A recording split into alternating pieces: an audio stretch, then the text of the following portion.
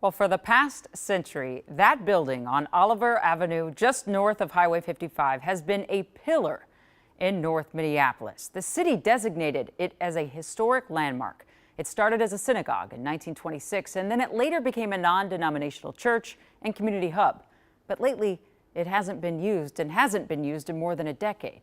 Well, now, as Danny Spiewak tells us, it's up for sale as the owner charts a new way forward. Danny? Jana, this building means so much to so many different people of many faiths and walks of life. That really makes it one of the more unique landmarks in the city of Minneapolis. But as we preserve the legacy of this building, we're also looking ahead to possibilities for the future.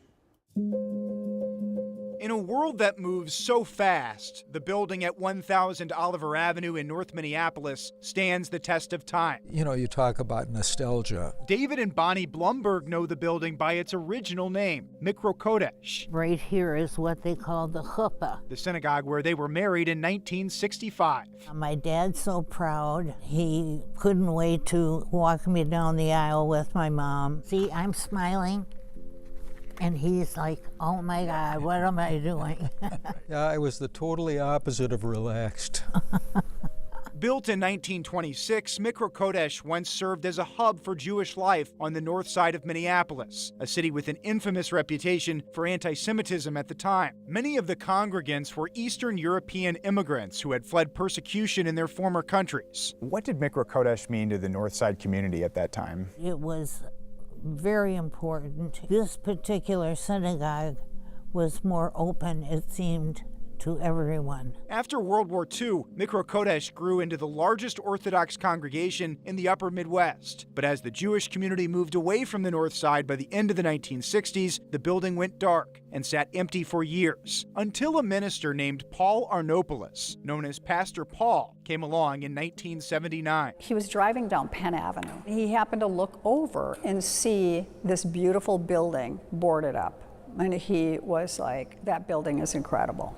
Which it is. Pastor Paul's wife, Janine, says her husband felt a calling. So the Lord definitely brought him here. You know, it was meant that this building would be restored. Pastor Paul honored the legacy of Mikro Kodesh by keeping the Stars of David and Hebrew lettering intact on the building. This was the community addition to the synagogue. But he soon transformed the space into his own non-denominational Disciples Ministry Church. He recreated it. Over the next 4 decades here, he also served thousands of Twin Cities families through mission work. It was just a real blessing, and he was an incredible person. But after a final food giveaway in 2012, all the way down, Pastor Paul's church closed too. And when he passed away in 2020, the future of the building was left to Janine. We decided that it was really important to make sure that the community was served by the building. And because it is like a North Minneapolis icon. Janine has now put the property up for sale, listed at more than $5 million.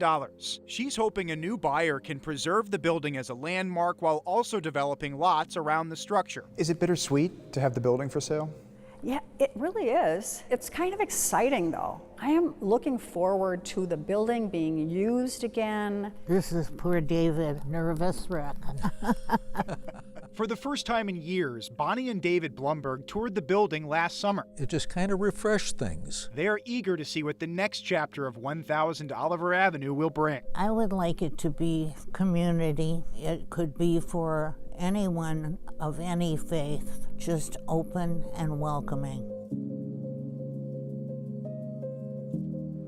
This building is one of a few hundred historic landmarks designated in Minneapolis, and that designation helps preserve the legacy and character of the structure for generations to come, no matter who buys it. I know a lot of folks in the community, including myself, will be very eager to see what happens next, as my grandfather attended Mikro Kodesh Synagogue back in the day, and how special it was to my family and to so many others who are watching here and have memories of that building, whatever those memories may be.